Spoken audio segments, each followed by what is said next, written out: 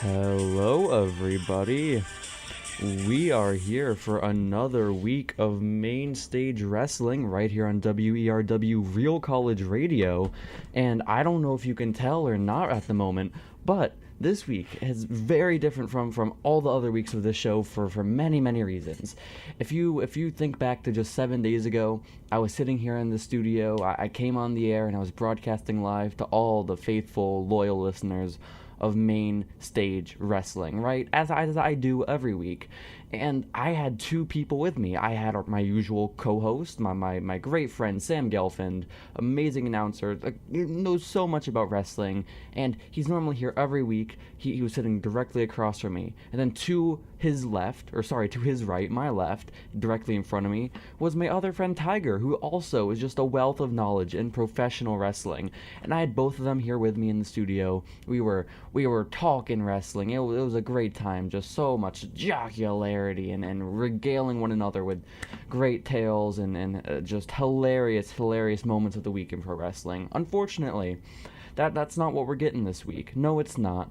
Because I get here, I show up in the basement of Shine Student Center, where I normally do. I come here every week to broadcast live for main stage wrestling. And I get here, and I come down here, and I assume the girl that's normally in the studio before us is here broadcasting her show.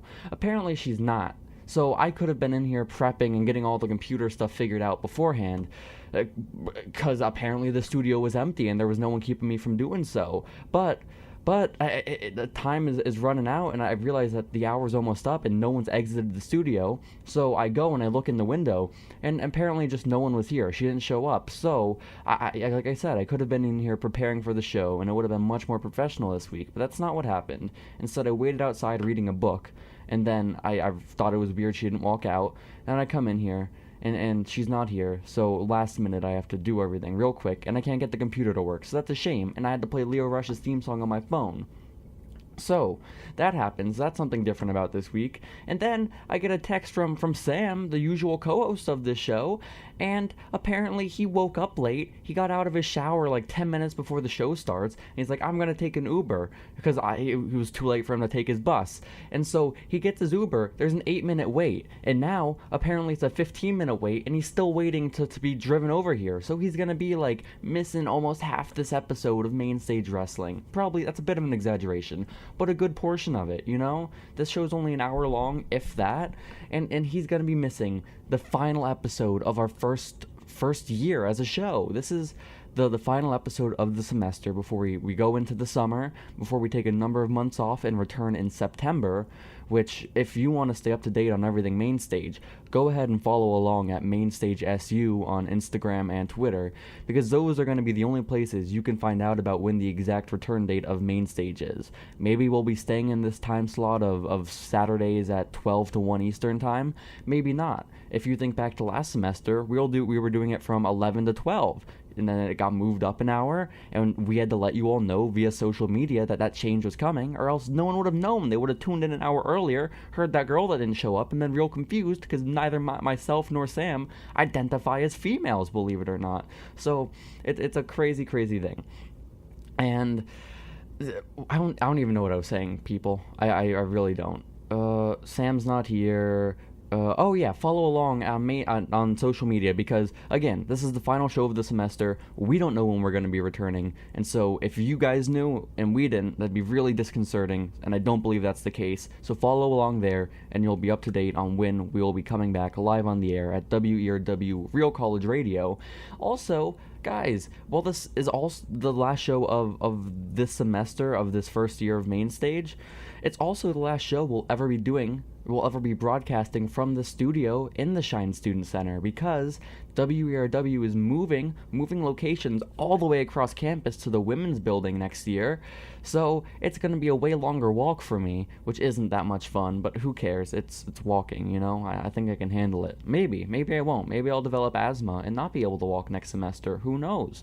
But we'll be moving locations too, so it's all that much more of an emotional emotional time, an emotional episode of Main Stage, you know? This is the final episode of my freshman year of college, guys. It's crazy, crazy times. And I'm still just waiting on Sam. I was hoping maybe if I extended this intro long enough and just talked about nothing, maybe he'd show up. That's not the case. He's still not here. My guess is that he's probably in his Uber right now, or still waiting on it, which would be a really, really upsetting. But I think if he's not going to show up anytime soon, and also Tiger, who was here last week, he's not here this week either. Even I invited him to, and he said he was going to be here, right? But last minute, earlier this morning, he texted me saying, "Oh, JC, I forgot. I have a study group with a couple of my friends that I had already told them I'd be a part of, so I'm sorry, but I can't make it." So that would have at least compensated for Sam not being here in the first few minutes, but that's not a possibility either. Instead, it's me all by my lonesome, rambling like a mental patient, if I'm being quite honest. So enough of all that. Like I said before, this is the last show of the semester. Follow along at Mainstage SU on social media to stay up to date on everything Mainstage. Now let's get into the news stories this week in the world of professional wrestling. I think it's about time. I've wasted like 10 minutes already. So, first up, my first news story of the week, because I'll be real honest, this week's been real dry in pro wrestling. There hasn't been all that much. Like, for the last show of Main Stage this year, it's very underwhelming, because there just haven't been all that many news stories, you know? It's very, very dry, as I said. So these first two stories could have been one, potentially, but I decided to separate them and just draw them out. So, first up is that we found out on both Raw and Smackdown this week who all the participants in the men's Money in the Bank ladder match is going to be in a couple weeks' time at that Money in the Bank pay-per-view. So, over on the Raw side of things, we started off the episode with Alexa Bliss coming out, and she announced who the 4 participants for the Red Brand were going to be. So first off, we got Braun Strowman, then we got Ricochet, then we got Drew McIntyre, and then we got Baron Corbin, right? That's the Raw side of things. Then over on SmackDown, we found out all throughout the course of the show who was going to be taking part in the match, and the individuals named were Randy Orton, Andrade Cien Almas, Finn Balor, and Mustafa Ali. So, I don't know. I thought it was pretty weird because in the past number of years that we've been having this Money in the Bank pay-per-view, they've made it a point to have these qualifying matches in all the weeks leading up to the show. And I was just a bit taken aback by their decision not to do that this year, because we still have like a month to go before we actually...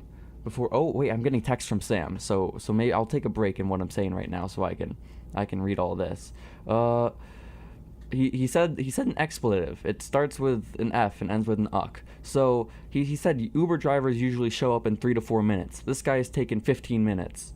And then he said, oh, he is not a quick driver. So unfortunately, Sam has a very slow man escorting him here to the studio. It's an unfortunate thing. But I was saying, I was a bit surprised by the fact that there were no qualifying matches, because we're still a few weeks away from the pay-per-view actually taking place. And they still need to fill up TV. And if this past episode of Raw or SmackDown were any indication, I don't want to be trashing them because they were entertaining episodes, but it didn't feel like it was just packed for content and that it all felt totally necessary, or like I was on the edge of my seat for watching it all. So if you have an opportunity to have those sorts of matches where there is something on the line and it is an interesting stipulation and that you get to compete in the Money in the Bank ladder match, I don't see why you don't do that, why you don't drag that out for a couple weeks with the qualifying matches. It was a strange decision to me, but it's what they went with, so whatever. No qualifying matches, they just straight up announced the opponents. And I feel like normally with these Money in the Bank ladder matches, they do a good job of putting in a lot of their, I don't know, the fan favorites almost, those like high flyer quick dudes that'll make a fun, entertaining ladder match.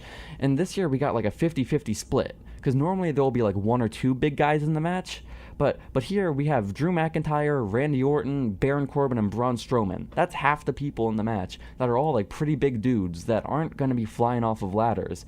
So I think that'll be a bit strange to see it work out, because then the other 4 are on the total opposite end of the spectrum with Andrade, Finn, and Mustafa and Ricochet, who are just going to be doing the most insane things ever, and I think it'll be super entertaining. So I thought the composition of this match was real different compared to other years, and it makes sense because I get that the biggest stars right now at the moment are all those sorts of bigger guys, especially on the Raw side of things with Braun and Drew and Corbin, because they've been three of the biggest stars on that show over the past 365 days. But it's I guess maybe the difference this year is that you're having a lot more open spots on the Money in the Bank card where you can put some of your bigger names in the match. So maybe that's the reason why. In which case, that's a pretty exciting thing, I'd say. So my prediction for how this is all going to go down on the men's side of things is that I sort of see Baron Corbin winning it for the second time, because he has that history of winning it a few years ago where he tried cashing in and then John Cena cost him and so he lost, and so that's sort of an embarrassment and like a mark on his record. And I think he's probably the most hated man out of all 8 in the match, and it's been said to death, and it's a very trite point of view to have at this point, but the Money in the Bank briefcase, it's a tool designed for bad guys. It's a tool designed for the heels to utilize, because I don't know, you don't want like your biggest babyface, your biggest good guy to be sneaking in and stealing the championship from someone, because it's not how you make for a credible or sympathetic champion, you know? It's the same sort of problem I had with Seth Rollins winning at WrestleMania this year the way he did, because before he hit that curb stomp, it was a low blow to Brock, which, if you're building up for years this huge moment where who's going to be the one to finally take out Brock Lesnar, and it ends up being Seth Rollins with a low blow, it's just like, oh, he's supposed to be the good guy. Oh, wait, guys, I think we have a guest joining us in studio. Am I right, or am I imagining things? Not a guest, just a little bit late. Fashionably late. I see. Fashionably late indeed. And what was behind this decision to arrive fashionably late, Sam? I'd like to say styling and profiling, because that would transition very nicely into our match of the week, which is Ric Flair versus Macho Man Randy Savage, although I don't know how much you've told the audience about that. I have not told them a single thing. I was waiting for your idea that you texted me about, so I did. I gave you the honors. But it was honestly just the fact that the Uber driver took 15 minutes to get here instead of the usual 3 or 4, and then was not a very speedy driver. Did you tip him at least? I mean, are you supposed to really tip the Uber drivers? I figured, they're making I don't know what the protocol is there. I give them a 5-star rating always. I don't know if many people know what the protocol is, because I used to think that it was real weird, the idea of tipping an Uber. Oh, you just dropped off. That's good. Yeah, great.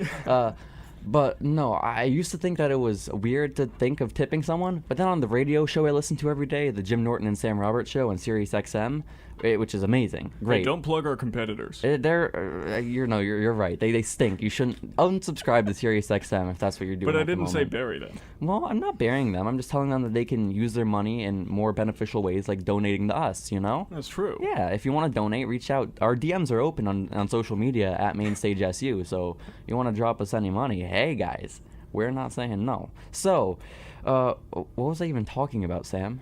All I heard when you walked in here was you said something about Seth Rollins and a low blow. Oh, yeah, I was just saying the idea that I can't imagine any of the good guys that are in the men's Money in the Bank match this year walk away with it. And I said it's like a really trite point, and people have said it to death by now, but the Money in the Bank is not a tool used to build good guys or credible champions, It's normally one you want to use for a chicken shit bad guy that is gonna steal the title from a champ, Either that, or if you have a bad guy as a champion, then, the good guys can use that as a comeuppance. You can I guess so, but that's still not a great way of building, a super sympathetic good guy. It's just, if you have, Oh, you left the door open, Sam. How dare you?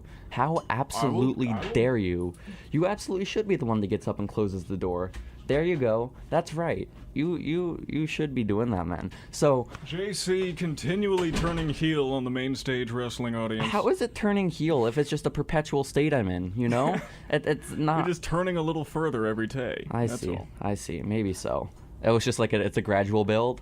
Yeah, exactly. I got it. Oh, what's the payoff gonna be? You and Tiger just assault me one day? No, it's gonna be the two of us in a Wild Zero ring. Ooh, I see. And because we're both commentators and not competitors, we're just gonna hit simultaneous lariats, and we're both gonna be down for the 10 count. I see. The crowd would love it, I think. So, I was predicting when you walked in that I have to imagine Baron Corbin wins this year, because Randy Orton is just been around for a while. This is sort of his legendary phase of his career where he doesn't need a title. He's just sort of there to build some star power for other guys. Then we got the 4 good guys who I don't see winning either for the reasons I already listed. And also both world champions right now are good guys. So the whole idea of having a good guy to give the bad guy comeuppance isn't necessarily possible at the moment unless Kevin Owens wins, which I hope doesn't happen. And I don't think is going to happen, but it could happen. So the one prediction I do have for Money in the Bank, or at least the Money in the Bank ladder match, is that Ali will get close and then he will do some sort of move that will basically kill himself and leave the door open for a bad guy to come up and grab the briefcase. I see. I mean, yeah, no, I get what you're saying. Yeah, that makes sense. I could definitely see that happening. Could you see a Spanish fly off the top of the ladder, or would that just, literally make your organs explode out of the front of your body? Probably yes, I think is the proper answer to that question. So out of all the bad guys in it, we got Andrade, we got Drew, we got Corbin, and we got Orton, right? I already said no to Orton. Drew McIntyre's your big Scottish psychopath dude. You don't want him using a tool like Money in the Bank, which is sort of underhanded, because Drew's sort of a beast. He doesn't need that. He should just be the guy to step up to a champion and beat him one-on-one. And Andrade could have it, and that'd be fun. I would love to see that. I don't know if WWE is ready to give him an opportunity like that. I mean, if they are, hey, that'd be awesome. And they have been willing to give the briefcase to some lesser dudes on the card before, like Damian Sandow and The Miz even. Give me Andrade and Kofi Kingston. That would be very fun. At SummerSlam. At Summer? Oh, that's a pretty big card for them to live up to, You think that's the way to go? Well, what's between Money in the Bank and SummerSlam? Oh, we got the greatest Royal Rumble, of course. Of course. We have an NXT solo show that they're going to be doing. We got Money in the Bank, of course, probably Payback or Backlash, or they all have such similar names during the summer that I can't tell. I did see that they actually canceled Backlash this year. No. And what am I going to do? They're replacing it with a different name because you can't make this stuff up. They did not want to have the Saudi Arabia show followed by a show called Backlash. I'm only okay with this decision if they rename it Great Balls of Fire. Because that was bring that show back. That was great. Exactly. Samoa Joe versus Brock Lesnar in Texas. How much better can you get than that, man? That was probably one of Brock Lesnar's best matches in the past couple of years. I would not be opposed to agreeing with that. Absolutely not. So, I just say I think Baron's going to win so he can redeem himself for losing the contract all those years ago. And by redeem himself, I mean probably losing the contract again. So I think that would be just an easy way to get rid of one of the contracts, because when you have one in the women's division and one's in the men's division, it's too much, And my second news story of the week, also Sam, I before you got in, the music computer over here, it's just, I turn it on and it's not working. So Great. I don't know if we're going to be able to do our little music breaks at the moment because it's just not turning on.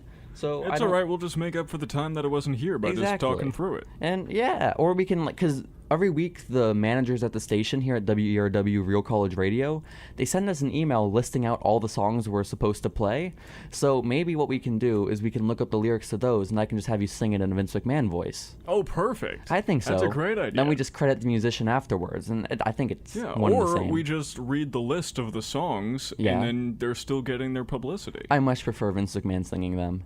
Wow. That's exactly right, Sam. Thank you very much. So let's move on to our second story of the week. We don't have to worry about being crunched for time. Is that proper phrasing? That's proper enough. Okay. We understand what you're saying. That's the important part. I guess so. But then that's good. As long as you understand me, that's all I'm shooting for. On the women's side of things, on Raw, it was announced that Natalya, Dana Brooke, Naomi, and Alexa Bliss would be heading up the red brand in that Money in the Bank match.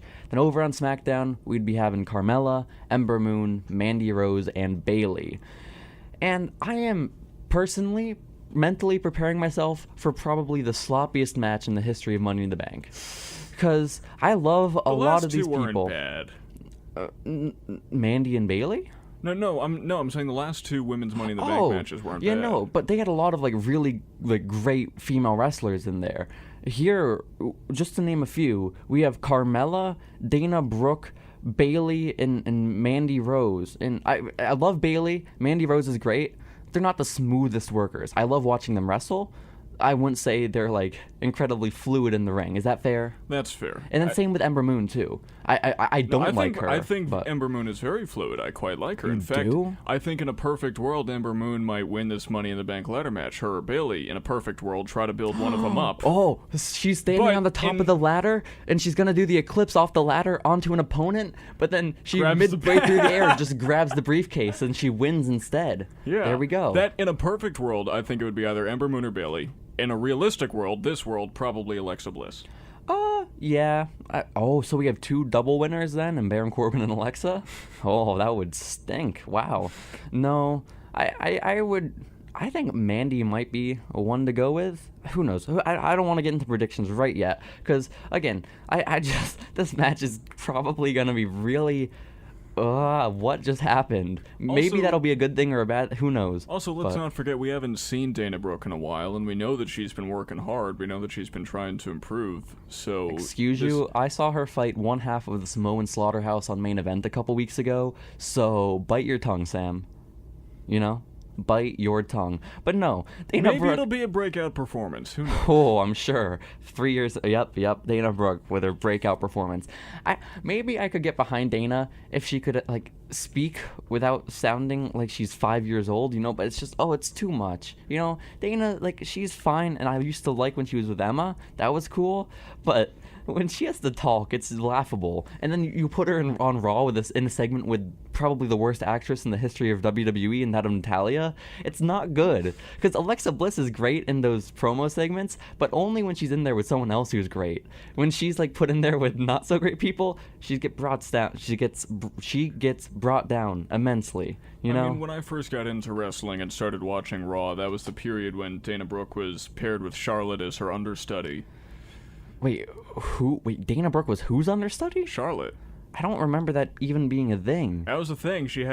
Dana Brooke was following Charlotte and taking notes for several weeks. Several weeks. Okay, well then there we go. And then she was paired with Anderson and Gallows for a very short amount of time. I do remember that. Doing ring postitis. That was a terrible gimmick. How dare you? How absolutely dare you? That's one of the highlights of me watching. They brought out the wrestling. old day.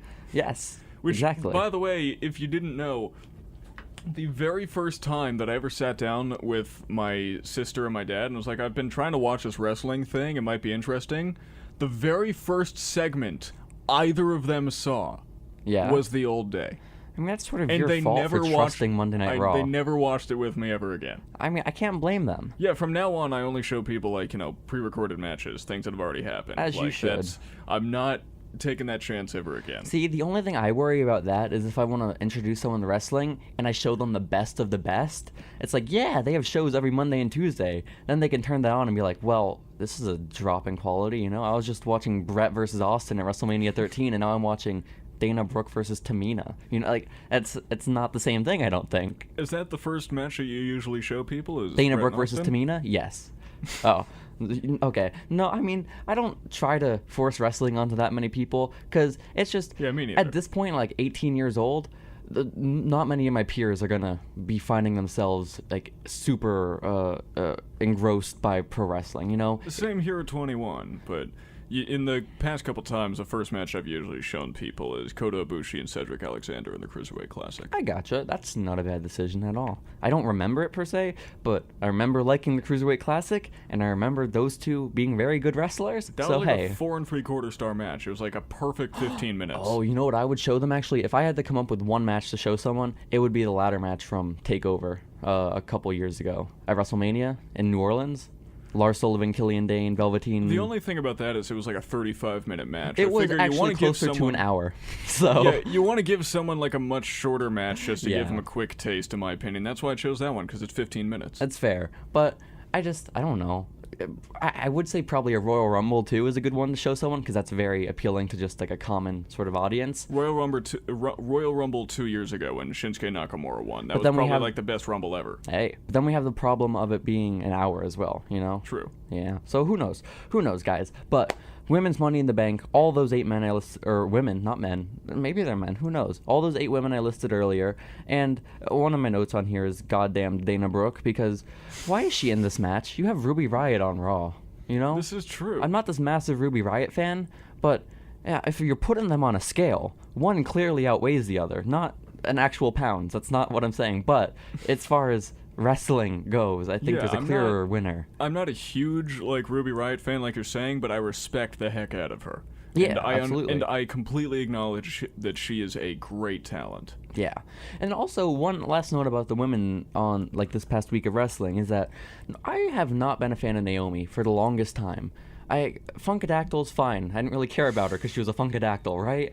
But then, once she started doing all the glow stuff, I was like, oh, this is just too much. And then I would just zone out. And I've not been a fan of Naomi at all, since all that stuff sort of started happening. And I think maybe the reason for that now is that I'm realizing it just all these years later is that because SmackDown always has my favorite female superstars, I think. And so when she's in a pool compared to all of them, she's always going to fall to the bottom of that totem pole. But now that she's over on Raw, I don't care about any of those women, whatsoever. Alexa Bliss, sure, she's great, fine. But then the rest of them, I really don't care. Natalia's great, but I'm not incredibly invested in her or whatever.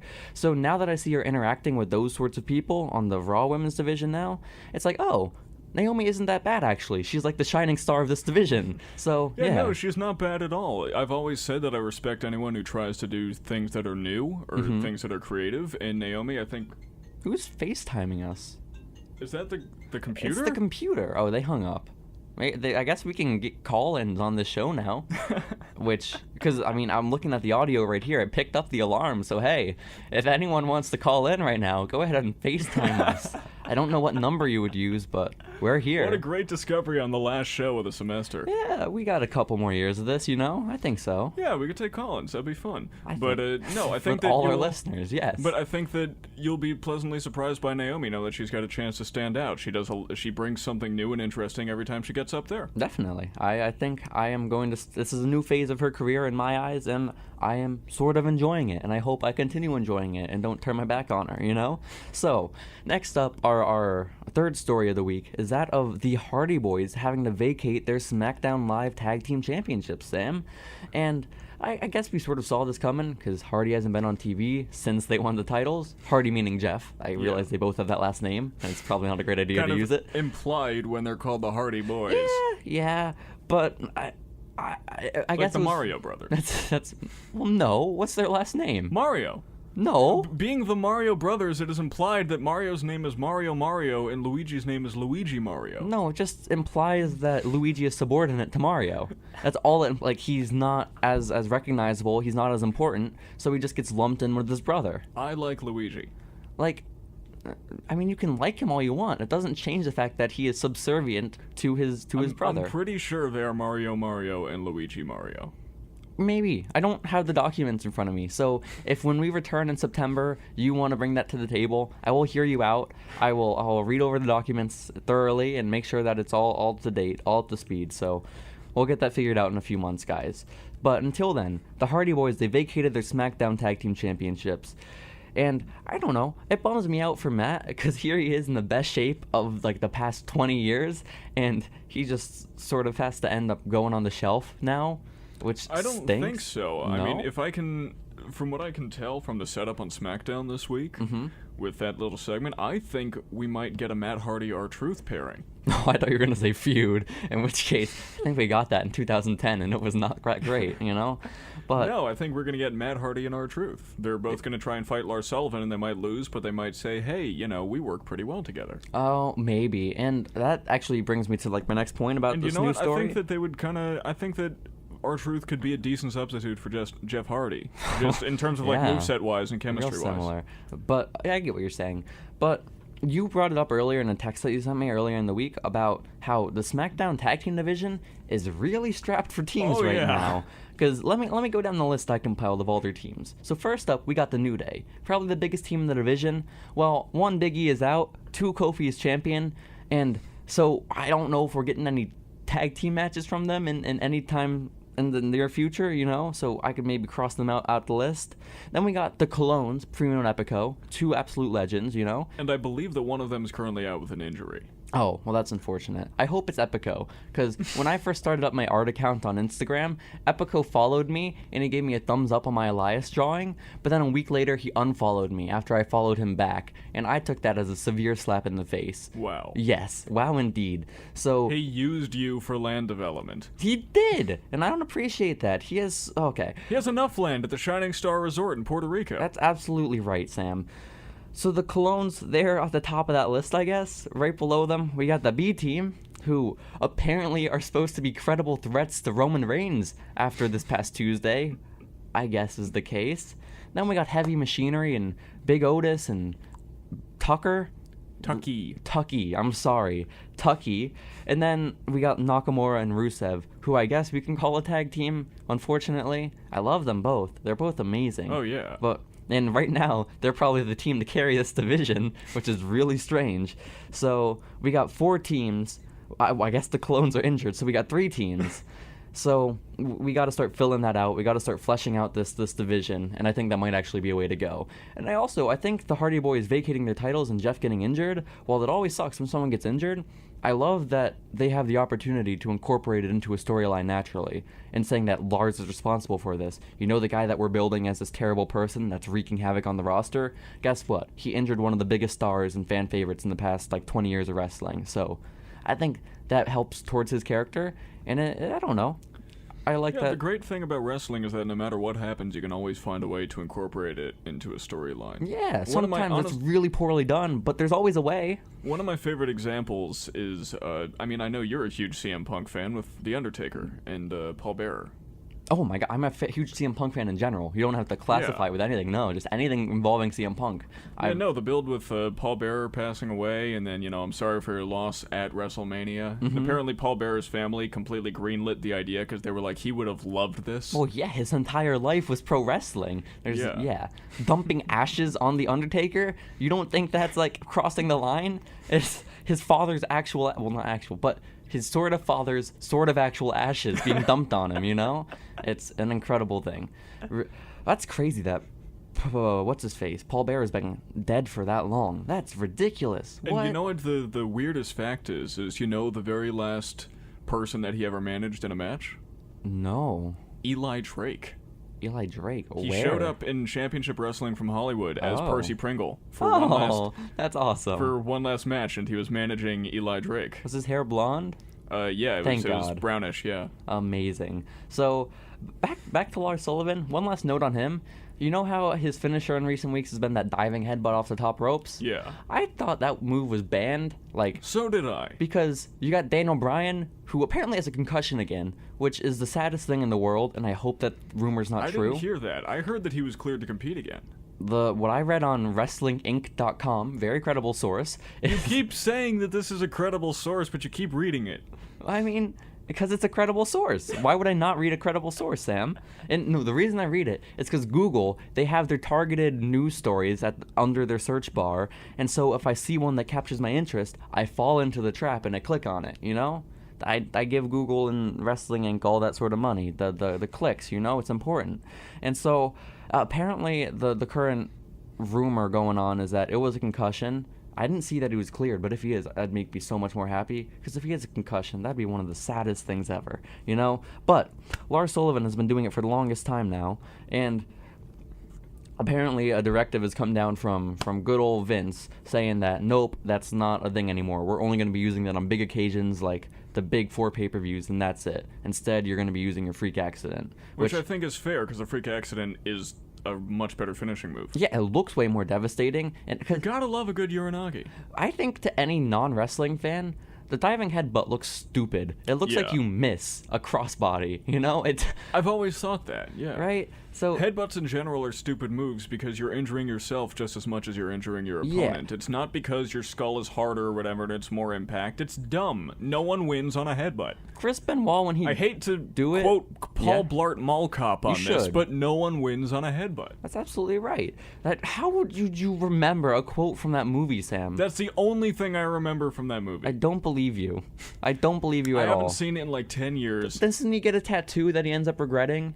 I don't remember. All I remember is that one line, because every time I've watched wrestling, I've thought Paul Blart was correct. I'm pretty sure the counselor in the Glee TV show that Will Shoemaker was dating, I'm pretty sure she was the girl in Paul Blart Mall Cop. I never watched Glee, so I don't know. Well, you should. If you're watching Paul Blart, you have no excuse I am not to watch Glee. watching Paul Blart. I personally don't find myself watching that. Like, you're 21 years old. I hope when I'm your age, I'm not going back and reminiscing on the days of Paul Blart. It's not a healthy thing, I don't think. And I don't want to judge, but I'm looking out for you at the end of the day. No, I'm hyped for Detective Pikachu, though. Oh, as you should. I'm hyped for Sonic, quite personally, So quite personally, that's phrasing. So, no more diving headbutt. I think that's pretty good. It also looks silly, but, I was saying Chris Benoit, when he did it, the way he would build up to the move and the way he would, like, sort of sell it afterwards, I understood what he was doing, but I think he was the only one that was able to figure it out, because I think he was the only one dumb enough to actually hit it properly, Which, and look how that worked out. Yeah. So, guys, let's move on to our fourth story of the week. Speaking of stupidity, Lio Rush is in the news. He was actually the song we played coming into the show, and I mentioned earlier that our music computer wasn't working, which it's not, so what I did is I played it from my phone into the microphone like any professional would do, and which I'm still astounded by them giving him a theme song that says, "I came to collect," because that's absolutely a reference to drug money, is it not? Or it could just be a loan. I mean, I guess. It could just be he's a bank. Oh, they knew how little money they were giving him, so they're like, Lio Rush, obviously going to need a bunch of loans. Let's incorporate this into his character. They knew that they were going to put him with Lashley, who, of course, looks like money and smells like money. Yes. So, you see, since Bobby Lashley is the money, Lio Rush is here to collect to make sure that Bobby Lashley keeps that money. Now, I might have a wrench to throw into your theory here, Sam. Lio Rush actually had the theme song back in NXT when he was with Babatunde. Yes, I know, but they thought of this in advance. So I was going to ask instead. This was their plan all along. But is Babatunde also money? Does he look and smell like a dollar bill as well? I mean, he has the height of money. That's very short. My dollar bills aren't that tall. No, but proportion. Proportions? Proportionate to what? Like, money is what? That doesn't. Money is rather long. Oh, but you said proportions. What am I purporting it to? Jesus. I'm saying if you took like the square of the money and blew it up to like 6'11". Squares are even on all four sides. The rectangle. Thank you. Shapes. The parallelogram. No. The quadrangle. Yes. I don't know. If you took the rectangle of the money and you blew it up to 6'11", then it looks like Babatunde. He's built about the same height and width. Oh, I see. That's what I was trying to say. I see. That makes a bit more sense. Okay, I understand. So Babatunde, the actual dollar bill. That's his nickname. Babatunde has the proportions of money. I think so. If that's his actual character, I would love it. That's be the most convoluted and okay. Yep. Why are we not booking for Wild Zero? That's the real question, Professor Babatunde, he has to bring out a whiteboard to explain to everyone in Full Sail why this makes sense. I think it works. So, no. Oh. So, let's get back. And this is why I'm not booking for Wild Zero as much as I wish they would let me. Well, they are going on Twitter and asking for recommendations of what people want to see, what the fans want to see, and what they don't want to see. So, theoretically, we can create some burner accounts and ask for Babatunde. Maybe they can lure him away from NXT. We should ask for the Eelies. That's also true. Oh, man. I think so. I mean, they live in, like, Michigan or something like that, right? It can't be too much of a commute from Michigan to upstate New York. I think it's like a 7-hour drive. Take a few days off from school to drive down there and pick them up and bring them back, Yeah. Yeah, I think so. It's worth it. Lio Rush, there have been rumors at this point for months that there's been massive heat on him, Red hot backstage is Lio Rush because apparently his wife has been traveling with him on the road and people don't like that, and that he's not paying his dues, and that he's really arrogant and all this stuff, and that Finn Balor tried to give him advice and he ignored Finn Balor. And apparently he ignored Mark Henry as well. Well, yeah. If you're going to ignore anyone, it should not be Mark Henry. If you're going to ignore anyone, it shouldn't, with advice about how to sort of coexist with your fellow coworkers, it shouldn't be the guy whose actual job that he's hired for by WWE is to tell the wrestlers how to interact with the other wrestlers backstage. That's his actual job. He's like hired to be a locker room leader. And okay, we can get into that in a little bit, but so first off, about a week or so ago, Lio Rush, he does an interview with one of these wrestling journalists who's actually credible, as opposed to those websites I always talk about. And so he goes out and he says something about how he doesn't get paid enough to actually afford all his travel expenses, because these guys, WWE wrestlers, as most people know, well, not most people, but most people that know wrestling know, they're independent contractors. They have to pay for all their own hotels, they have to pay for all their own rental cars, all that sort of stuff. Real shady, but that's a discussion for another day. Really very shady, yes. And so he's coming out and he's saying, I don't get paid enough to afford any of these expenses. This is not okay. And then he was also complaining that on the t-shirt that has his catchphrase on it, he's not getting a single royalty from that. They all go to Bobby. And then also, he was saying that one of the reasons that people have been saying that, oh, he has heat on him, brother, is that I guess he hasn't been paying his dues in the sense that he was refusing to go get some of the guys that are more tenured in the locker room, like waters, or pick up their bags and bring it into the hotel for them. And he was saying, I'm a young black man, if you're a publicly traded company like WWE, you don't want that sort of image going around. Which, I mean, I get the point that he's trying to make, but I don't think it's exclusive to their African American employees. No, you know? I think everyone's done it. Exactly.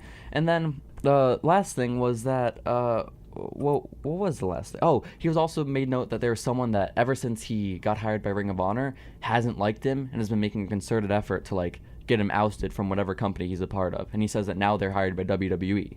He didn't name any names, and the internet is all speculating, and that's the one. Normally when the internet speculates about something like that, they're able to pin it down pretty easily, pretty quickly. This one I haven't heard a single consistent name, which is really weird, because I was looking but did not find one. So after he does this interview, which I can't imagine he got approved by anyone at WWE, you know? No, generally if you want to stay in people's good graces, you do not talk about how your boss doesn't pay you enough. No, generally not. So then Mark Henry comes out in an interview that he does with Busted Open Radio, also on Sirius XM, which apparently you should not be subscribed to.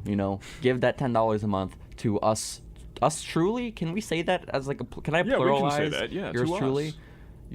Just yours truly would still be plural. Oh, that's true, because right? yours truly counts as the radio show. Yeah, I think so. Singular noun, yeah. Well, even if it's not a singular noun, because isn't... I don't know. I'm making grammar right now. It's a collective noun. Okay. Is what I meant to say. Amazing. It's a collective noun. Amazing. So, Mark Henry goes on to this radio show on Sirius XM, and he calls Lio Rush a liar. He says he goes backstage to Lio Rush one night, and he says, hey, Lio, I've been reading all this stuff about online. I've been hearing all these stuff from all the boys. What's going on? And I guess Lio Rush tells him, oh, nothing. Everything's good. And then Mark Henry got real upset by that, because I guess he knows that things are not good, and by you telling me things are good, that is a lie. And so he took that as a massive sign of disrespect, and he went on this radio show and just started trash-talking Lio. And then he also made note that the whole, carrying luggage and getting waters is not a race thing, which, yeah.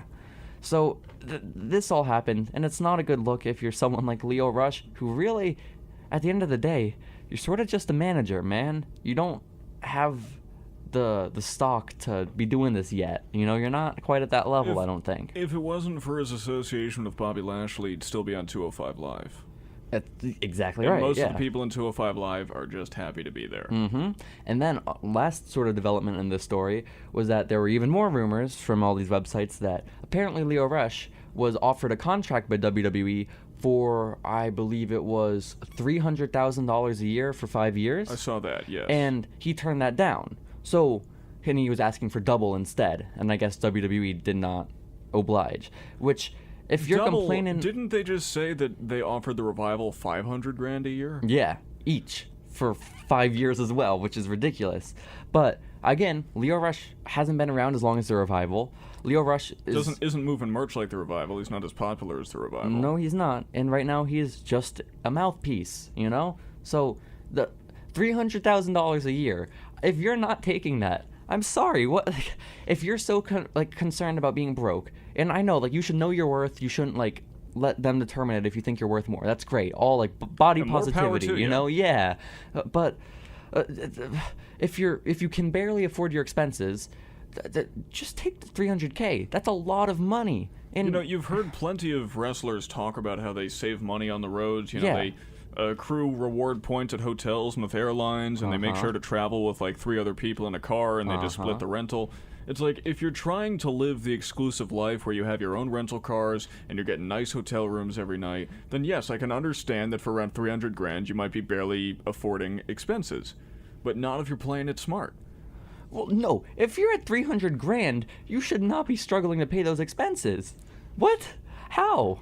Well, I'm just saying, like, you know, rental cars get expensive. Rental cars get very expensive. So do hotel rooms. Oh, you're hopefully splitting it 3 ways, like you said. Yeah, also, I'm saying if he's trying to, like, travel on his own and he's trying to get really nice hotel rooms just for himself, then I can see how he could be struggling to afford some of that. Mind you, if his wife is at every show he's going to, that's a whole lot more expenses as well. Yeah, that's double the expenses, essentially. Which, also, mind you, in the past, like, it's like a really big thing that managers in WWE don't make that much money compared to the rest of the roster. Like, I think Vicky Guerrero, it's come out that, like, during her tenure, the most she ever made was like $80K a year, and she was one of the biggest characters on TV for like a good 5-year stretch. Well, I also heard that Vince McMahon attempted to give Vicky Guerrero like a pension of some sort. Oh, okay. And she actually declined. I can see her doing that. She's a sweet woman. She was just on Sam Roberts' show a couple weeks ago, his wrestling podcast. She apparently, after Eddie Guerrero's death, Vince McMahon went up to her and he was like, "I will pay you like every year for the rest of your life, like as you know, as apology or whatever." And she was like, "No, I'm going to work for it." I don't know apology, but just, and she was like, "No, if I'm going to get money, I'm going to work for it." That's good. That's awesome. Really respect her. But WWE, the point is, like, with their managers, they don't have a reputation for paying them all that much. So if you're just wrestling a match maybe once every few months, and then other than that, you're just sort of coming out and talking on a microphone, and you're getting $300,000 from WWE a year, I don't see how that's that bad of a deal. Like, clearly they see some sort of worth in you. Like, it's not this disrespectful thing, I don't think. No, the only real gripe you can have with pay there is just how little WWE pays its talent in general. Yeah. In terms of the grand scheme of things, where they do pay current talent, that's a great deal. If you're looking on the larger picture, say for instance in Major League Baseball, the league minimum is $550K a year, and that's the minimum. To be honest, though, it's like WWE does pay its talent a smaller proportion of their profits than any other sports league. I get that, but you that's also not can't, something that you crusade on your own. You get the rest of the locker room. But you also can't compare. I don't think the money that MLB pays to WWE. Because WWE isn't raking in nearly as much dough. Like, they're much less popular than Major League Baseball, you know? No, but they're also paying a much smaller percentage of the percentage makes sense. I get that, but I don't know. Where other leagues pay something like close to 17% on the talent, whereas WWE pays around 10%. Yeah, I gotcha. Which, I guess, pretty lame. But still. Also, Leo's only been with the company for maybe 2 years. He got hired in 2017, I think. So, if you're only a couple years in and you're already getting a contract that big, again, maybe it's not fair in the grand scheme of things, like compared to other businesses, but compared to what WWE does, that seems like a pretty big deal, you know? Yeah, unless you want to hedge your bets and head to AEW. Which, now apparently Cody's coming out and saying, like, guys, stop asking for your releases. We're not going to hire all of you, you know? Which I think is pretty amusing. So, that's all with Lio Rush, guys. And I think it's about time we get into our final story of the week before we get into our match of the week. And that would be that Jon Moxley is going to be making his return to professional wrestling. The video he put on Twitter was top notch. And for those unaware, which I don't imagine many people are if you're listening to this, Jon Moxley was the name of Dean Ambrose before he entered WWE. That was the name he went by in all those years and the career he built for himself before he went to New York, you know? And, well, I guess he was sort of in New York before then, but still. Well, CZW doesn't run in New York. They run New Jersey and do they Pennsylvania. Not? They've never run in New York. At least they don't usually. I know they're like Philadelphia and they're then Philadelphia New Jersey. Boys. They get okay. I run in New Jersey. I assume Northeast. It's all like you can go wherever up there. It's all driving distance. I think so. So, he puts out his first ever tweet on his Twitter, which for the longest time his description on there was just they made me make one of these things, so here you go. Something along those lines. And now it changed to something like professional wrestler. And now he actually put up his first ever tweet. And so this is like really big news, I feel, like way bigger than I was expecting, because like in all the interviews that Dean was doing before he left WWE and this like sort of final run that he had, he made it seem like really weird, like maybe he wouldn't be returning to pro wrestling, because he left things really broad, and he was saying that he doesn't want like other people to determine his path, and that he was just going to do whatever's going to make him sort of happy, you know? Well, clearly having this freedom is going to make him happy, be able to be the artist brushing, painting on his own canvas. And also, it's not even like he took a few months break where it's like, oh, I'm just going to rest for like a year or two, and then I'll come back when I'm ready. He's going straight into it, you know? He releases this video of him breaking out of a penitentiary and has these dogs chasing after him. He wraps his hand in barbed wire, which I hope was real. I can't imagine it's not real. It's Dean Ambrose, you know? Jon Moxley. Yes. But, yeah, no, I thought he was definitely going to be done with wrestling for at least a while, and now there's only sort of one option for him, no? Well, I would imagine that, you've got the 90-day no-compete usually, which if you're not aware of how that works, or if anyone at home is not aware of how that works, WWE, when they release you, basically says that if you have 90 days where if you do not wrestle, at least for any other competitors in 90 days, we will give you a big sum of money. If you do, then we will take away the money. I gotcha. But, from what I understand, releasing a video is not the same as wrestling for a competitor. So he can build up hype and book appearances without actually wrestling and still be able to collect that 90-day no-compete. And then still be able to transition right into what he's doing. I thought that only was applicable for, like, actual releases. But I thought Dean Ambrose, his contract just ran up. So I don't think that 90-compete clause still applies. I thought that he asked for his release, not his contract was up. But I don't know. No, it was his contract coming up, because when WWE, they released an article on their website, which was the weirdest thing ever. Yeah, they said that he decided not to re-up his contract. Well, then there could still be severance pay involved. I gotcha. Maybe so. But if there's not, hey. Oh, because in the video, apparently there were the numbers 2-5 in the background. When is Double or Nothing taking place? Oh, the 25th of this month. So, who knows? Who knows, Sam? But I would not be surprised to see him show up there, because, like you said, I don't think the 90 days thing applies, but I'll look into that, because I'm actually interested. So, Jon Moxley coming back. Think we could get him at Wild Zero? Think we could, get a one-match card and blow all the money that we would spend on everyone else just on getting Jon Moxley? You think, this is no disrespect to the people running Wild Zero, but you think the collective amount of money it takes to book all the talent there would be enough to afford Dean Ambrose? I mean, it depends on how much he's going to be booking for. I have no idea, but I would imagine that it would be quite a sizable amount. I imagine, at least for the initial going of his new run on the Indies, if that's what he ends up doing, he's at least having a Rey Mysterio sort of pay, you know? I'm not expecting a $10,000 per appearance type thing. I would, at least in the first 6 months, you know? Maybe in the first 6 months. I don't know. I feel like it'd be more like maybe 2,000 to 4,000. I gotcha. And maybe that, so. If you got rid of 8 matches, might be able to. 8 matches. Yeah, we'll just have a meet and greet. Just have a 1 hour, death match. Him just with himself. Well, or we can do the promoter, you know? Yeah. So, guys, those were the top 5 stories in this week of professional wrestling. I said earlier, it's been a pretty dry week in pro wrestling, so it took me a while to come up with some stories, and I had to split Money in the Bank into 2 separate ones, which I'm glad I did, because it took over 20 minutes to cover. So, that's great.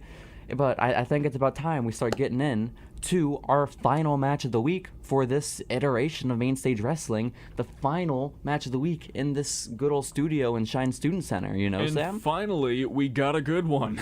Finally, it took a long time, and to be honest, we had to re-roll. We finagled, yes. We got, Los Villanos and the Psycho Clowns this week from Triplemania a couple years ago. Which was one of the worst matches ever. Yeah. And we were like, no, we're not doing 4 terrible matches in a row. That's too much. It would have been 3, but still, it's close enough. Still, we deserve the break. So instead, we have Randy Savage versus Ric Flair for the WWE Championship at WrestleMania 8. This was April 5th, 1992 at the Hoosier Dome, Sam. In Indianapolis, Indiana, attendance of 62,167. Beautiful.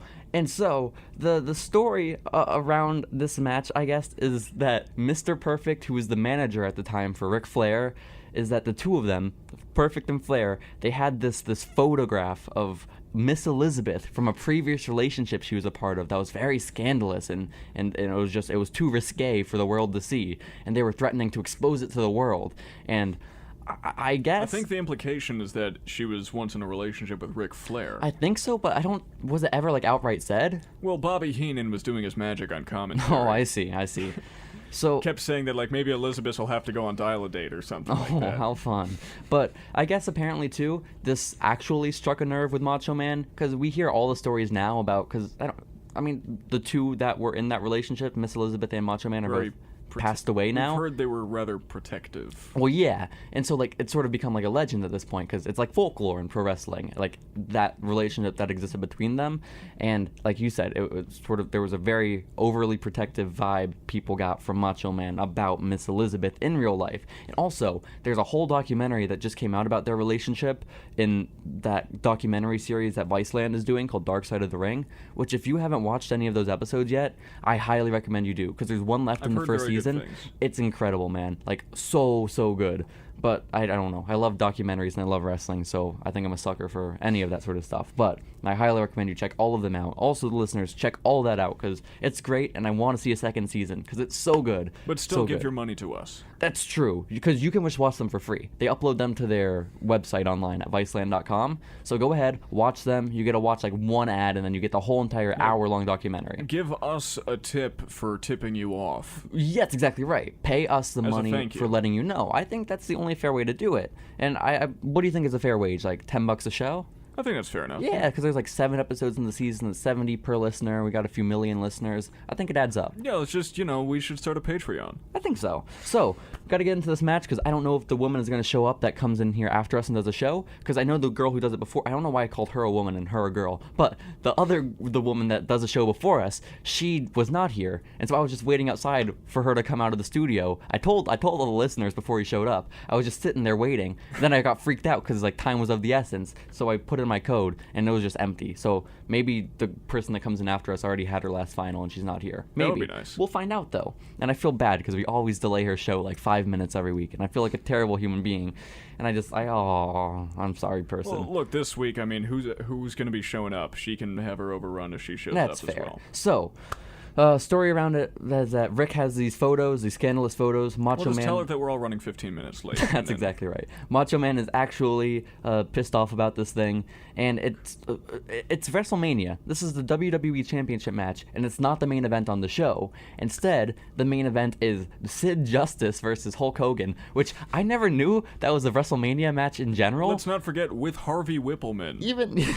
Even less so, a main event of WrestleMania. So I need to go back and check this out, because Psycho Sid is one of my favorite wrestlers from the 90s, and he's just so amazing. He was one of my favorite softball players from the 90s. Oh, great. So originally the main event of this WrestleMania was supposed to be Ric Flair versus Hulk Hogan, and over on the Something to Wrestle With podcast that Bruce Pritchard does, I don't know if he still does it actually, because now he's hired by WWE, but when he did it, he would always talk about this WrestleMania and say that this was supposed to be like the biggest main event in the history of wrestling, but for whatever reason, Vince decided to start running that match, Hulk Hogan versus Ric Flair, on house shows in the 3 months leading up to the pay-per-view. So by the time they got to WrestleMania, to the time to start building WrestleMania, no one cared, because the entire country had already seen the match in person. So they had to like readjust on the fly, and what we got instead was Sid Justice and Hulk and Macho Man versus Rick, and I'm pretty glad for it, Granted, Hulk Hogan versus Ric Flair at WrestleMania would have been incredible and such an historic thing, but this match is probably just as historic as that would have been, maybe, kind of, sort of. I would say it's a better match for sure than what we would have gotten. Definitely. So we start things off here backstage with Mr. Perfect and Ric Flair teasing the reveal of that provocative photo, and then Macho Man will be refusing to do any interviews. So I think they're definitely trying to play on some real life sort of stuff going on back then, unless I'm getting worked because I'm a mark, Yeah. Yeah, I've always, in the matches I've seen Macho Man as almost kind of this tweenish figure, just because usually in these big high-profile matches, something is built around Elizabeth, and since he gets, at least in storyline, very protective about the whole thing, he gets a lot more aggressive than you would expect. Like, he puts his hands on the ref a bunch and whatnot. Definitely. So, let's get on to the match now with already almost nervously 40 looking seconds over. away. We keep glancing at the door. But, okay, I'm going to try to rush through this thing, okay, Sam? I'll tell you what, if she doesn't come in the next 40 seconds, then we can take our time. I think so. So, basically during Ric Flair's entrance, they kept showing a bunch of elegantly dressed women for whatever reason. They cut to every single girl in the crowd that was wearing a dress, which I didn't understand because it's WrestleMania. Like, some people, I guess, dress up all fancy for it. I don't think it's specifically for Ric Flair. I don't know what's going on there. I think that's the implication, is that they're all eyeing Ric Flair. I guess. I mean, he... Limousine riding, jet flying. I didn't realize how much of like a stud Ric Flair actually was until this match, but I can get behind it. Honestly, how do you not look at Ric Flair and not say that's World Championship material right Well, there? You look at him now and... He just carries himself like he's the biggest deal in the world. He carries himself like he's Ric Flair, you know? Yeah. He is the standard that everyone has held to, and by the way, it's 1 o'clock, so I think we're safe. Hell yeah. So... Macho Man's entrance was such an incredible visual. This also means I get to say, we have fulfilled our commercial obligations. Oh my god, and guess what we're entering? Sam? The Ely Hour? We're entering the Ely Hour. We're in the Ely Hour! For the final episode of this semester. It's an incredible thing, and I'm glad everyone listening can be here with us for it. So... Macho Man's entrance was just an incredible visual. He comes out in his gold robe and his gold pants, and he's rushing to the ring to attack Ric Flair, and it was so cool. Because there was sunlight out too. It looked awesome, I think. It did. I found myself asking, what bar is the Macho Man right now? What bar? Stealing from a SW review. Oh, I see. Oh, I candy bar. You, I see. Well, although, when you say bar, I think Sheamus and Cesaro, and then I think an actual bar, and then I think candy bar. It's the third on the list, you know? I thought of two. First of all, I thought he looked like the old Lotus Formula 1 cars, a John Player special, and then second of all, I thought he's Gold Dust. I feel bad because maybe she's waiting outside and she's not wanting to come in. She's never waited outside. I know. Okay. I'll stop being paranoid. So, the bell rings and Macho Man attacks Ric Flair on the outside, and for some reason they ring the bell while they're both on the outside, which we don't do anymore. Note. Yeah, right? Doesn't that mean it's a disqualification? Well, then we get Mr. Perfect, Flair's manager, dragging Macho Man back to the ring, by his neck. So how is there no disqualification? And there's still no DQ. Off? So, yeah, I wasn't sure. Referee's discretion, I guess. It's the World Championship match. You don't want to see it end immediately. That's right. So, after, a really hot open and, a first couple minutes, Flair just starts dominating for, a pretty long time. Ric Flair is just beating up Macho Man. It goes on for, 5-ish minutes. Which I thought was great. It really built up sympathy. Yeah. But also, who was bleeding so much earlier in the night? Did you see that canvas? I did see that. That was gross. I have no clue what was up. I think it's just because everyone could blade at this point. There was no, I guess so. I know that Roddy Piper went on earlier. Oh, Doesn't he usually have sense. A tendency? Yeah, he's a bit of an insane person. I love him. He's great. Well, yeah, without knowing what happened earlier in the night, I'm going to go out on a limb and guess that it was Roddy Piper. Yeah.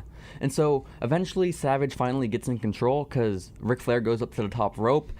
Macho Man grabs him and throws him off of it, catches him off guard, and that's when Savage starts his comeback, and then Rick starts pleading with him and cowering, and Macho Man spits in Ric Flair's face, and then Rick tries to escape to the top turnbuckle again, then he's caught with a clothesline as he dives off. I wrote at this point that if there's one thing to highlight from this match, it is that the pendulum of momentum swings so smoothly between these two. Everyone's comeback and then the reversals and the timing, it just works out so well where everything feels so natural. And that spot where he literally races up to the top rope and jumps off as quickly as possible, gets caught with the clothesline, that was beautiful. And it was the first near fall of the match too, and everyone bid on it, which was real cool. Only 10 minutes into a match, if that, and everyone was already on the edge of their seat. We're not used to seeing Ric Flair, much less most people of this time period, moving that fast for any point in the match. Also, I haven't watched all that many Ric Flair matches from back during his prime. This is past his prime, I guess, but still. No, I would say this is around his prime. No. Late 80s, early 90s. This is when he had his matches with Steamboat.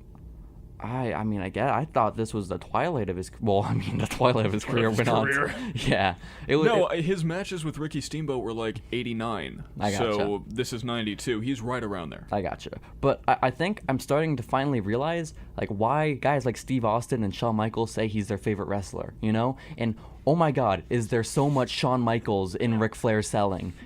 Whenever Ric Flair is on the defense, all I see is Shawn Michaels, and it's really weird. So that was the observation I made for the first time. And so there we are, that first near fall. Then we get a couple of double axe handles from Macho Man. The match is continuing on. We get a bleeding Flair at one point and a signature just standing, imploding sort of bump that he does, which the is Flair real strange. Flop, yeah. Which I love it. I honestly don't understand why more people aren't selling, like they're doing everything they can to get up and keep going and then collapse because they're just too exhausted. I mean, the Flair one's a bit much, you know? Well, yeah, but it's Ric Flair. We love it. Exactly. So, I mean, if, like, people on the indies start doing it now, it's like, come on, dude. What are you doing? It's 2019, you know? So... But has Ric Flair ever, like... has he ever bladed moderately?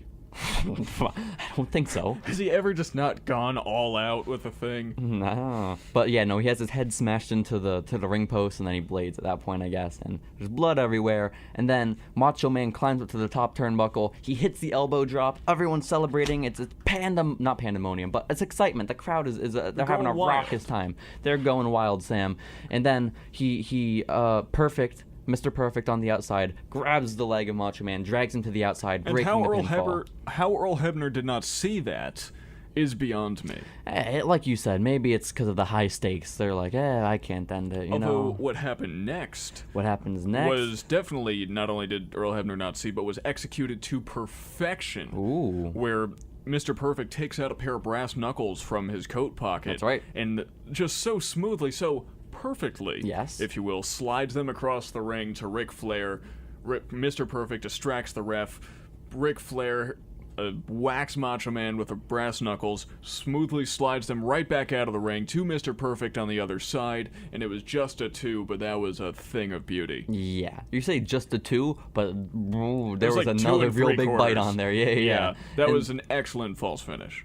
And then I guess eventually Randy Savage is sitting on the apron. Legend killer Randy Savage. That's exactly right. He's laying down on the apron, and then Mr. Perfect comes up on the outside and like nails him in the ribs with a chair, and then which was also great. Yeah. Then Liz ends up. I can't really think of any other notable managers that Ric Flair had, if he had any. But J.J. Dillon with the Four Horsemen, no? True. Yeah. I need to go back and watch more, I gotcha. Old Flair. But it's just, what a great pairing, him and Mr. Perfect. It just works so well together. Look at the 3 men you have involved in that match. Mr. Perfect, Ric Flair, and Randy Savage. Like, how many better combinations? This is true. Yeah. So, and when you mentioned, by the way, as you are about to say, Elizabeth comes down to the ring. I don't know if you saw it, but a wild Shane McMahon appears. Oh my goodness! In a suit as a WWF official, attempting to prevent Elizabeth from getting in the ring. Shane McMahon. Yeah. Can we find out why Miss Elizabeth was barred from ringside and everyone was just like pursuing her, telling her like not to stay there? She did not renew her manager's license. Oh, is that so? Huh.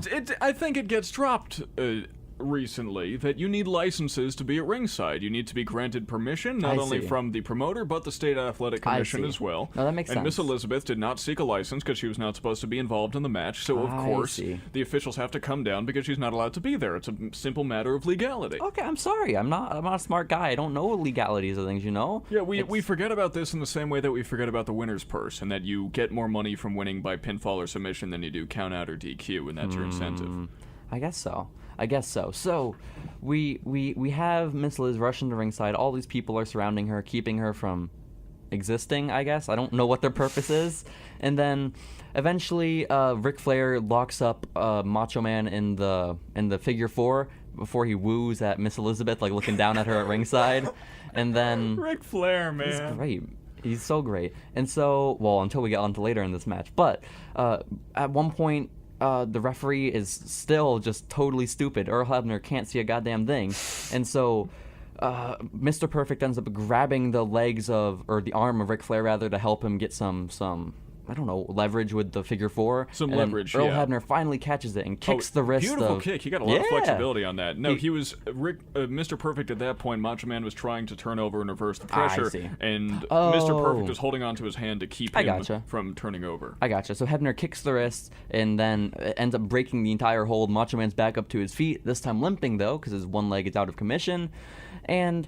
the Macho Man ends up escaping. He gets Flair into a small package, and then Flair kicks out. And so I was actually like pretty convinced that was going to be the ending. Because Yeah, I was me like, oh, too. really? We're going to do this again? You know? So Macho Man wins a lot of matches with small yeah, package. Macho after like a bit more defense than Flair. Oh, I guess now is when Flair woos at Liz. My apologies, I got ahead of myself. He did it twice. Oh, did he? Okay, great. The whole time he was out there, Ric Flair was like partially distracted by Elizabeth, trying to woo her. Not only woo at her, but woo her as well. I see.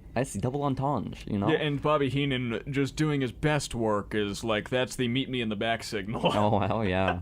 So, yeah, Macho ends up being on the defense a bit more after that small package. Then out of nowhere, he sort of rolls up Flair and grabs the tights and wins the title, which it comes out of nowhere. And what's up with all these Randy Savage matches at WrestleMania? It's the second one we've watched for Match of the Week where the babyface wins in some really weird way, you know? With a small package. Well, yeah, and hooking the tights, you know? He was actually cheating. And so after the match, Ric Flair like gets into the face of Miss Elizabeth and starts like screaming at her, and then he ends up force kissing her, which I don't know if that flies anymore. No, you know? not at all. Not at all. I don't know. And then a brawl breaks out, and it was really cool, the brawl, because Randy Savage, they were treating like an absolute like wild animal, and like they had him pinned down to the mat, which is real different from any sort of officials interfering nowadays, because they were like each grabbing like a different extremity of Macho Man, like pinning him down. And then Ric Flair and Perfect, after kicking him a couple times, just ended up leaving. Tearing off other officials who were trying to pin him down. Yeah. And so it was just basically a little brawl after that.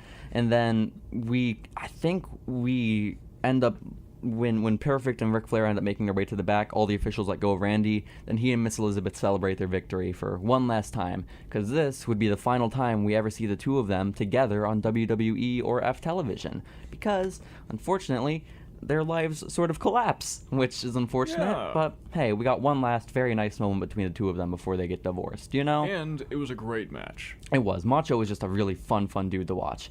And then we cut backstage after the match to Ric Flair cutting a promo, which Rick is just a really cool dude. In real life, I'm sure he's a horrible human being, especially back then, just based off of everything anyone's ever said about him, you know? I've heard good things about him. I've just heard that, he's had a little bit of a wild lifestyle. Yeah.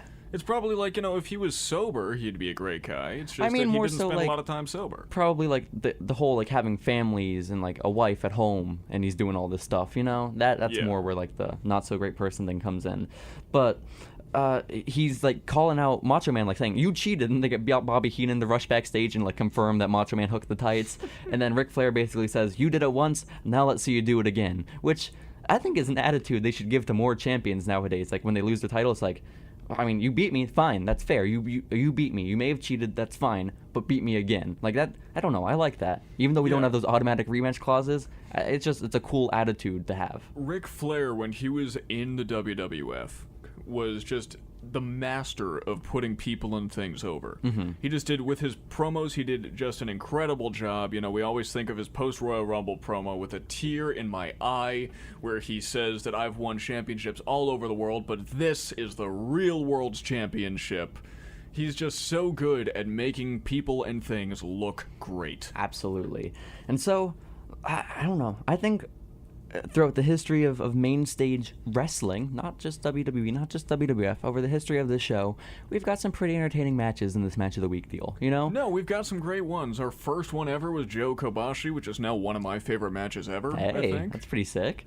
And we had Macho Man and Ricky Steamboat, which is a milestone for professional wrestling history, and now we have Macho Man and Ric Flair. And don't forget Bret Hart versus Vince McMahon at WrestleMania 26, you know? We all have our personal favorites. Chris Nowinski and Jackie Gata. That's also fair. Vince Russo versus Booker T. All very notable highlights. And so this is where we're going to... Bailey Sasha Banks, let's not forget. Oh, that's true. One of my actual favorite matches. So this has been our final Match of the Week right here from Shine Student Center with WERW Real College Radio on Main Stage Wrestling. It's a shame to see it end, at least for now. It's only an ending for now. We will be back here in August or September whenever the radio station starts back up again. The show itself will not be ending. We will be moving studios. That's right. So long as we're invited back. We talked a good bit about domestic abuse and some other stuff, so maybe not. But there's a great chance that that we get brought back here at WERW Real College Radio to continue on with Main Stage Wrestling, and we will see you all in a few months. More than a few months, but probably in September after the radio station gets everything sorted. They have their new schedule built up, and we'll be broadcasting live from the women's building here. Honestly, I have to say it's been an honor and a privilege to be invited here to be your co-host this year. Man. And it's been an honor and a privilege to have you here as my co-host, of course. It's been a heck of a lot of fun this I think whole so year. as well. Very, very much so. And we hope that you at home have enjoyed all of our shenanigans and aimless rambling as well. And if you're not at home, I also hope you enjoyed it, you know? If you're on the road listening, perhaps. Yes, maybe, or at a restaurant. Yeah, you know? maybe you bought some Wi-Fi on a plane and you're listening to us to help kill the time. Maybe you're at work, you know?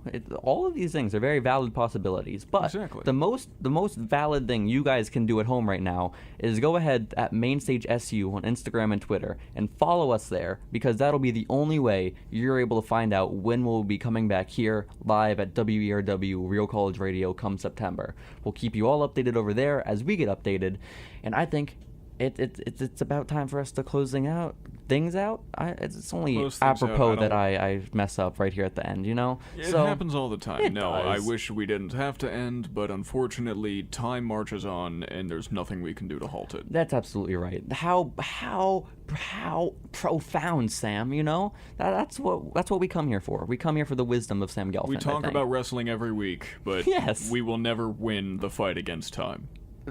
Yep, that's what we want you all taken away. Be sure to come back in a few months, because, yep. So, hopefully, you'll be here. You'll still have some time to listen to us come September. I have been Jacy Cola for the past number of months. You have been Sam Gelfand for not only the past number of months, but more like 21 years. It's a gimmick name for me, you know. Yeah. So, again, follow us on social media, and we'll be back in September, guys. So thank you all for joining us. I would love to play us out with some music. We don't have that option today, so instead, it's just gonna cut the silence, and we're gonna fade the black. You know. So I will say goodbye, everybody. See you in September.